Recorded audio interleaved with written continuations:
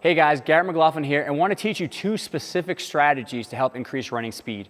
So it really comes down to a fancy term called motor unit recruitment. What motor unit recruitment means is we're using or targeting through specific nerves as much muscle as possible. So to become a faster runner, we really want that explosiveness, that elasticity that translates to running speed. So can we either lift a very heavy load through a few repetitions, but it has to be very, very heavy, very taxing on the body to really recruit as much muscle mass as possible? Or can we move a light load, for example, our body weight, very quickly and explosively? So those kind of two extremes, the two ends of the spectrum are what we want to focus on when it comes to increasing running speed. So today what I want to walk you through are two specific exercises that you can incorporate within your program to help become a faster runner.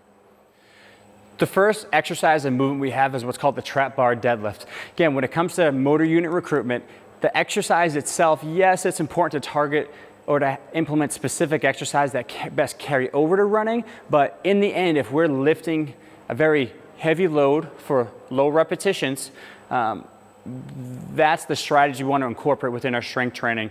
So this exercise right here is a great exercise for runners, puts you in a good position where you can sit back, drive through the hips, and we always want that hip extension when it comes to running, but really targets the entire lower extremity, a lot of muscles through the core, through the spine to stabilize. So it's really overall a good exercise that targets everything when it comes to running. So what we want to do in this exercise is if we sit back, butt back, body is facing down in front. I'm not here, I'm not squatting, I'm not upright in this position.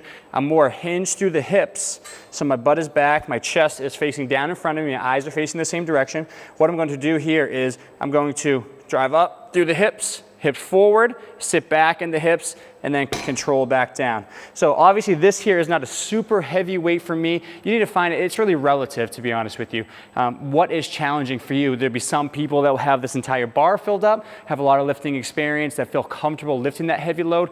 Other people might have to start with a lighter load, really build confidence and build form and technique. It's not something we jump right into when we come to adding these heavy loads to the bar, to a dumbbell. So really take your time and be patient with this process. Don't jump right in if you don't have a lot of lifting experience. Okay? So what I would do here after working on anywhere from 3 to 5 repetitions of this, I would continually build up heavier and heavier and heavier to the point where this load I can only lift about 1 or 2 times, okay?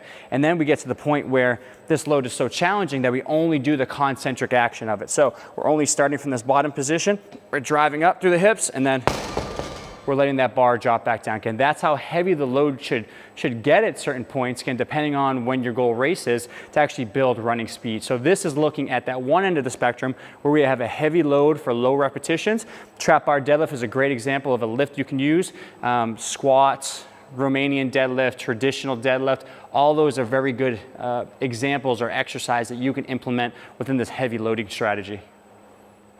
Okay, so now that you saw that one end of the spectrum with the heavy loaded exercise to really target as much muscle as possible, now let's take you to the opposite end of the spectrum. So how can we incorporate a very light movement as terms of resistance with body weight, but how can we do that very quick and explosive, okay? So this is the other end of the spectrum because we either need very heavy or we need speed and explosiveness, okay? So what we're gonna do, and just to show you something here today, I want to get outside of the gym setting, no weights, no TRX, no other pieces of equipment, and show you something you can incorporate before your runs or also in the gym if you have the space to do it. It's called a bound. So with the bound, we're looking at horizontal distance. So I'm trying to explode off the ground and get as far as I can forward because that's the action that we want with running. It's a horizontal push. There's not so much vertical going on. Yes, you're going to be coming up and down to a certain degree, but we're looking at horizontal displacement, getting our body again, horizontally as far as possible. So with the bound, always something I recommend working up to your low-level plyometrics, your jumping, your landing, working on absorbing forces before you're creating power and explosiveness. But for this one, what we're gonna do is we're gonna sit back into the hips. So if you notice, this motion, that's the same motion that we just put in play a second ago when we did the trap bar deadlift, okay? So it's a very similar position because that is what helps us really develop that hip extension, which carries over and translates to running. So from here, what we're gonna do is sit back in the hips and then quickly go as far as you can.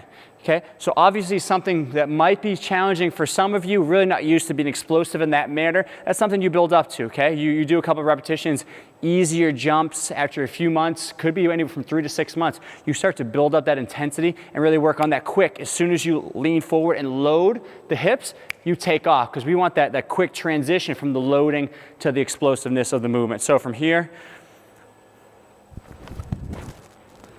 okay?